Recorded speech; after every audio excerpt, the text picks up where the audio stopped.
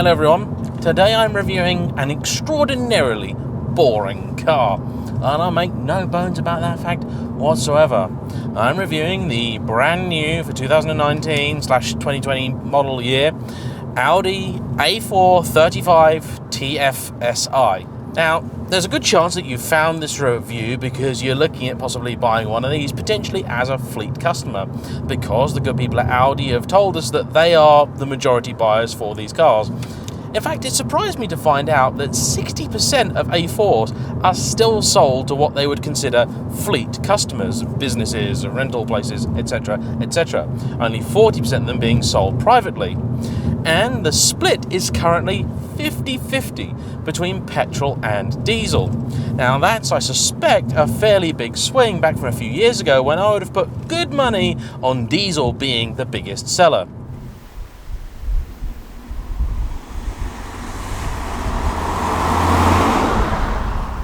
Now, I'm driving this car as part of Audi's launch of the new A4 and S4.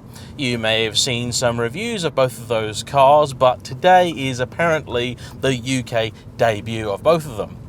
Now, launching an S4 at the same time as a new A4 is a new thing for Audi, and we're told that's something you're going to have to get used to.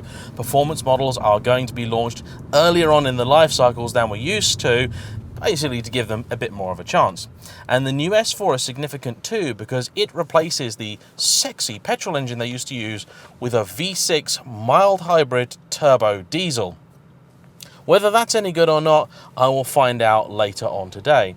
With quite a few journalists and not a lot of cars, as you might have expected, there was a bit of a bun fight for the keys for the S4. So I'm trying to be sneaky and I'm going to wait until later on to drive that car. I wanted to start with the lower car in the range, this one. And this is significant too because this exact model, the 35 TFSI Sport, is what they expect to be their biggest seller. So if you found this review looking to buy one of these cars for yourself or for your fleet, welcome. I'm going to go through some of the big changes Audi are making, how they're going to affect the range, and also talk about how this car drives and what's going to be significant to you. There's another type of customer I suspect that might be looking at this video, and that's somebody who, in the last, say, 10-15 years, has been buying fairly regularly small diesel engine cars, A4 2-litre diesels, that kind of thing. But they've decided, for whatever reason, that they no longer want to put up with diesel. And so they're going to start looking now at the newer generation of turbo petrol cars. This being the entry-level 150 horsepower version is, well, maybe your cheapest point of entry into A4 ownership. There are spicier petrol engines as well, and of course a range of diesels if you want to stick with that. But this is, as mentioned, the car that Audi expect to sell the most. The car world is undergoing quite a few different changes at the moment. One of the big ones that's affecting, in particular, larger manufacturers like Audi is the need to homologate more things on your car. Now, what does that mean? Well, previously, the manufacturers would just send out, say, a base model of each car for each particular engine to be tested for emissions and efficiency figures, and then that was kind of it. It didn't really matter if you then optioned up the car with another 10-15 grand's worth of kit that weighed it down and screwed all those numbers up. That was fine, they didn't care. However, the lawmakers have gotten wise to this, and so now anything that a manufacturer can put on your car which could potentially affect those official figures needs to be retested. Which means that you're going to start seeing the end of infinitely long options lists for cars and instead a reversion to maybe the old-fashioned way of doing things. You're going to see more different trim levels from manufacturers and the introduction of more things bundled together as packs. It is not their choice, it is just something that's kind of being forced on them. Audi themselves also say that they're not too worried about this because they've been criticised in the past for not really giving you enough basic equipment with your basic car. In the majority of the lineup, they're introducing two new trim levels, one at the bottom and one at the top. The base new trim level is called Technic, and that's replacing the SE trim. But it's better specified than SE ever was and can feature some very tasty things depending on each individual model. At the top end, Vorsprung is now your ultimate trim level, and that's, if you're the sort of person that wants to option all the stuff on a car, that's the model that you're going to go for. And to give you an idea of just how different those cars can be, in some of the A4s, there's a near £20,000 difference between a basic Technic model and the Vorsprung. The 4-sprung's not actually going to be available until pretty much the end of the year, with deliveries probably happening early next year, so you're unlikely to see any of those for a little while. The currently available trim levels include the Technic, Sport, which is this, and it's slightly confusing, I'll get onto that in a moment. You've got S-Line, Black Edition, and then your 4-sprung. Sport gives you a few things over the base model, including larger 18-inch wheels, sport seats at the front, an LED interior lighting pack, a different grille design, and some other tarty bits.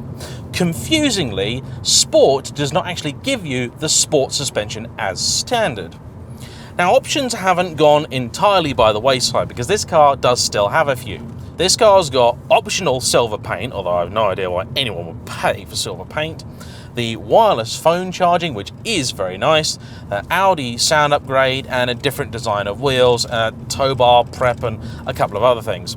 It also has their fancy signature LED lights at the front. Now, all of those things bring the price of this car from its £33,500 starting point to just over £37,500. So it's still not a particularly cheap car.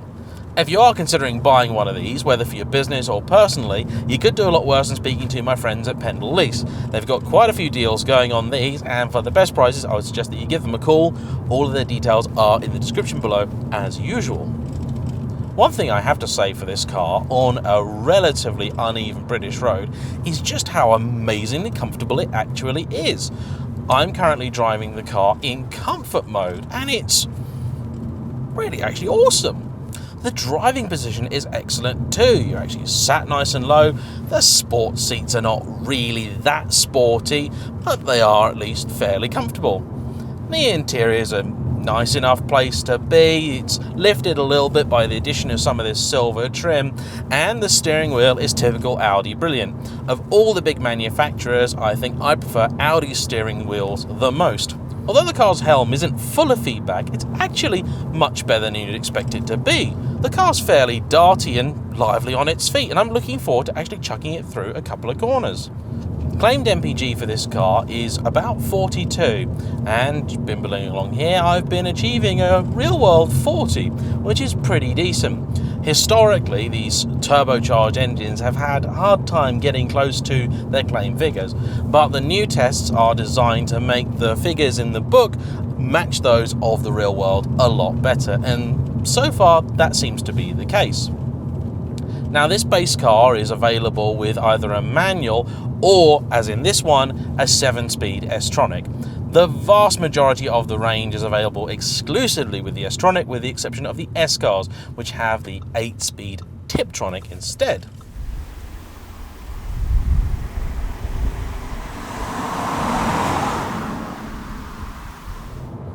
Pulling away from junctions isn't the easiest in this car. It's a little bit reluctant, and that is a shame. It's one thing that a car like this should be very good at.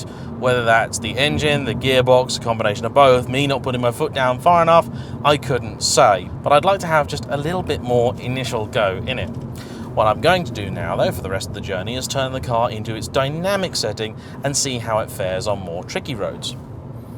Also making its debut in the new A4 is this revised multimedia system.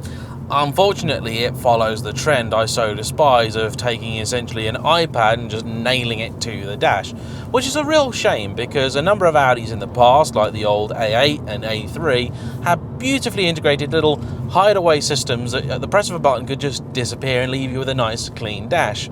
This setup does look and feel very, very much like it was just thrown there, and that's a shame because it's otherwise a very nice cohesive interior. It also makes no sense at all to have the full virtual cockpit down here, because one of the benefits of having a car with a virtual cockpit is the fact that you don't really need to deal with any of this stuff over here at all. The biggest flaw of this system here is the fact that it is a touchscreen, and I just don't think personally that it's safe to have a system like that there where you need to touch it, because if you're driving along, your hand's going to be doing that kind of thing, you're going to get annoyed, you're going to try and press stuff, it's going to go wrong. What's wrong with a rotary controller? Like, a rotary controller is much more predictable, much easier to use on the move, or just have everything based out the virtual cockpit down here, like in the R8 that I recently drove, which then works brilliantly because you've got full control. So I know Audi can do it, it's just that they seem to have decided they want to put this here. I mean, it's a brilliant screen. It's a lovely system, very high resolution, very clear, looks suspiciously like the system that Porsche are using in the new 992, but I'm just not a fan. Sorry, Audi. Even in dynamic mode, the car is still very comfortable. For something like this, I really would never recommend specifying the sport suspension. You're going to achieve one thing, and that's ruining the car. The gearbox is very responsive. You can actually hear the engine quite a bit as well when you press on.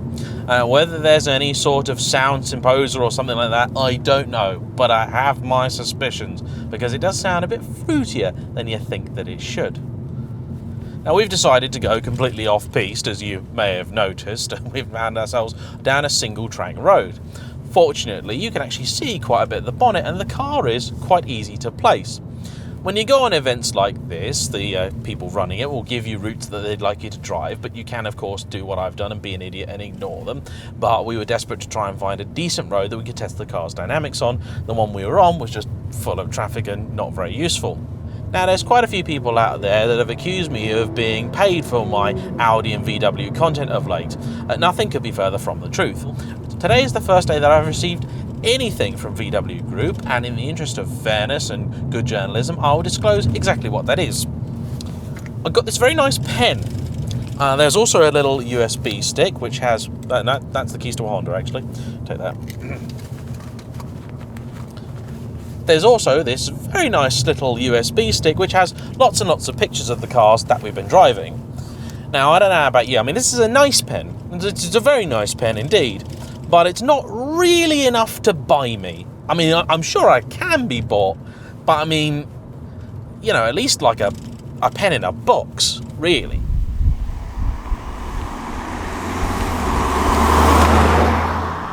It certainly shifts well enough for a 150 horsepower car. If you got it as a fleet car, I think you'd actually be pretty happy with it. Certainly doesn't feel particularly lacking in firepower, and I say that having spent a couple of days driving cars with an awful lot more behind them. Worth noting, the lesser engine cars also come only in front-wheel drive, with some of the fruitier ones having the option of Audi's well-known quattro system. Now, if you're confused by Audi's new naming system on their cars, you're not alone. The whole 30, 35, 40 thing, it just seems rather unnecessary to me. I'm not quite sure what the logic was behind it. I don't see why they can't just do what other manufacturers do and just put the horsepower figure in the car's name, which is what they've done in the press releases, so we get given it as the Audi A4 35 TFSI 150 PS S-Tronic Sport. That's a mouthful if ever there were one.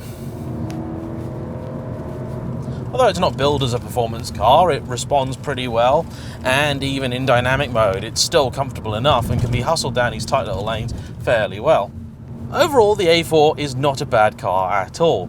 Audi spend a lot of time making sure that the numbers stack up reasonably well, whether you're a private or a fleet buyer, and it actually drives pretty decently. In fact, it drives quite a bit better than I thought that it would, and for that, I'm impressed. Obviously, it's not going to be anywhere near as exciting as the S4 that we're hoping to try next, but for now, this is a decent car, and if it's on your radar, I would try and persuade you to give one a go. I just beg you to spec it in something a little bit sexier. Perhaps a nice turbo blue for sir or madam. Anyway, thank you all for watching. We'll see you on the next one. We'll try and find some better roads. Bye-bye.